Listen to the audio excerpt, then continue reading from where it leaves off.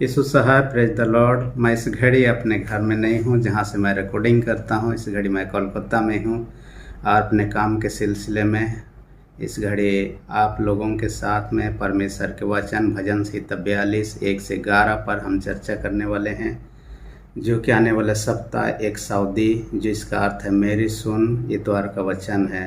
हम जीवन में बहुत सारे चीज़ों की खोज करते हैं, पैसा कौड़ी, धन दौलत, नौकरी, मान सम्मान इत्यादि, परंतु एक चीज़ की खोज बहुत ज़रूरी है, वो ईश्वर की खोज, जो आज के वचन के माध्यम से हम देखने पाते हैं।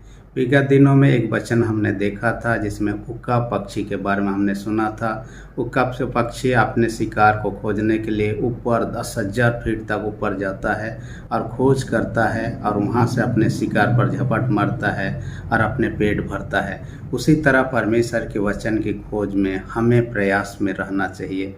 आपने मोती के बारे में वचन सुना होगा। मोती की खोज में लोग समुद्र के अंदर में जाते हैं, जहाँ से खोज निकालते हैं। जो भी हो, आज जो लेखक प्रार्थना कर रहा है कि वो परमेश्वर से दूर है और परमेश्वर के पास आना चाहता है, परमेश्वर की खोज करना चाहता है, परमेश्वर को पाना चाहता है, और इस कारण से वो ललायित है कि परमेश्वर से उसका मुलाकात कैसे हो सकता है। इस कारण से मैंने आज का वचन का शीर्षक ही मैंने दे दिया है, परमेश्वर की लालसा। परमेश्वर की लालसा करना, वो परमेश्वर की लालसा कर रहा है। इसके अंतर्गत में पहली बात जिस पर हम चर्चा करेंगे, पानी के समान परमेश्वर की लालसा करना। पानी के समान क्यों कहा गया है? यहाँ पर हर एक मनुष्य का जो शरीर बना है उसका 60% पानी से बना हुआ है, इसलिए मनुष्य 3 दिन से ज़्यादा बिना पानी के जी नहीं सकता है। हालांकि किसी कारणवश 1-2 दिन ज़्यादा जी सकता है, परंतु उससे ज़्यादा जी नहीं सकता है। इसलिए यहाँ पर एक उदाहरण दिया है हरिणी के बारे में। हरिणी जब प्यासा होती है तब वह पानी की खोज में न केवल जंगल में रहती है, यहाँ तक कि शहर गांव तक पहुँच जाती है। वैसा ही मनुष्य को करना चाहिए। ईश्वर की खोज में हमें ऐसा प्रयास करना चाहिए जिससे कि हम पा सकें। एक गुरु के बारे में मैंने सुना, उनके शिष्यों ने उससे पूछा कि ईश्वर की खोज हमें कैसा करना चाहिए। वो अपने शिष्यों में से एक शिष्य को लिया, नदी में वे दोनों घुस गए। घुसने के बाद अपने शिष्य का मुंडी पकड़कर उसे पानी में डुबा दिया। डुबाने के बाद में वो कुछ देरी तक तो सांस रोक पाया, परंतु बाद में जब सांस लेने नहीं सका तब तड़पने लगा, तब उसको ऊपर निकाल दिया।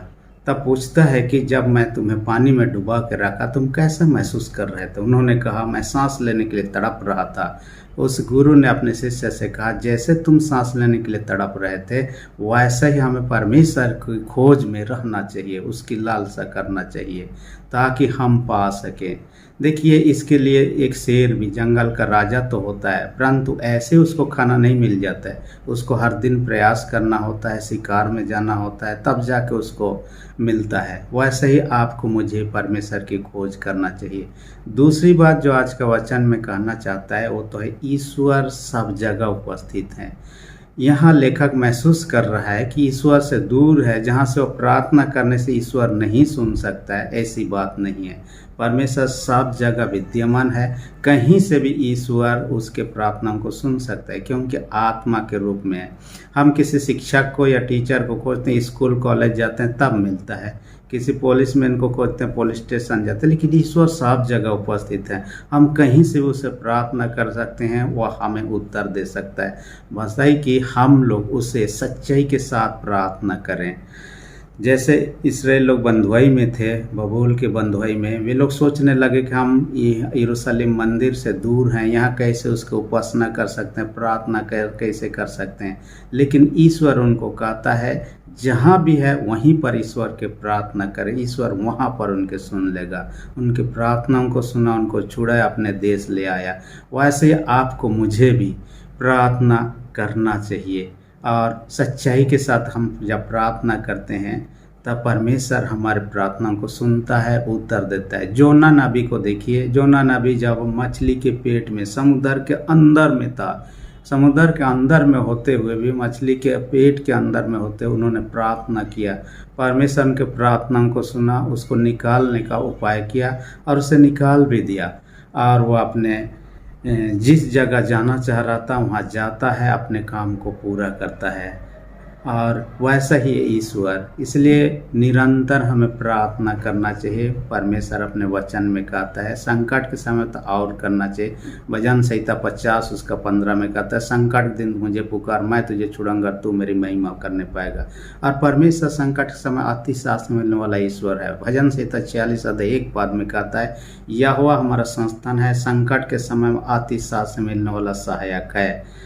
मैं अपने दोस्त के बारे में कई बार आप लोगों से चर्चा किया है। जब वो अपने काम के सिलसिले अपने घर से दूर एक शहर में गया हुआ था, वहाँ उसका काम समाप्त तो हो गया, होने के बाद में उसके पॉकेट में पैसा नहीं बचा। वो कैसे वापस अपने घरों को लौट सकेंगे।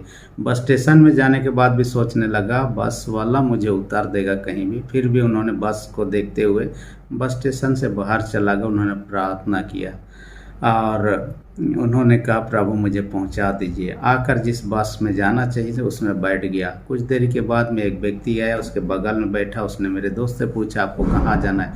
उन्होंने कहा, मुझे वहाँ तो जाना है, परंतु मेरे पास भाड़ा के लिए पैसा नहीं है, मैं कैसे जाऊँ? इस व्यक्ति को बहुत दया आया, कंडक्टर को उसका भाड़ा दे दे। उनको कहा कि मैं आता हूँ। वो बस से उतर गया और एक ठेले से केला खरीद के मेरे दोस्त को दे दिया, हम यात्रा में खाएंगे। उसके बाद फिर खरीदने के चला गया लेकिन आया नहीं, बस छूट गया। धीरे धीरे आगे बढ़ने लगा। मेरा दोस्त उस व्यक्ति को देखने लगा लेकिन वो आया ही नहीं।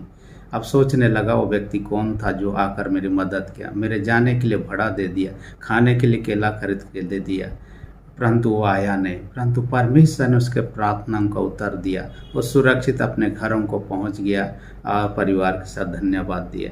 इसलिए हम जहाँ कहीं भी सच्चाई के साथ प्रार्थना करें, हम परमेश्वर आपके मेरे प्रार्थना को सुनेगा, उत्तर देगा, हमें आशीषित करेगा। परमेश्वर वचन का सबों का अधिक से आशीष दे। आमीन। हम प्रार्थना करें। सेनाओं के जीत पिता धन्यवाद देते हैं आज के वचन के द्वारा हर एक सुनने वाले सबों को अधिक से आशीष दे। जो बीमार है उनको यीशु के नाम से चंगाई दे। जिनके विश्वास कमजोर, उनके विश्वास को दृढ़ और मजबूत कर। प्रार्थना यीशु के नाम से मांगते हैं। आमीन।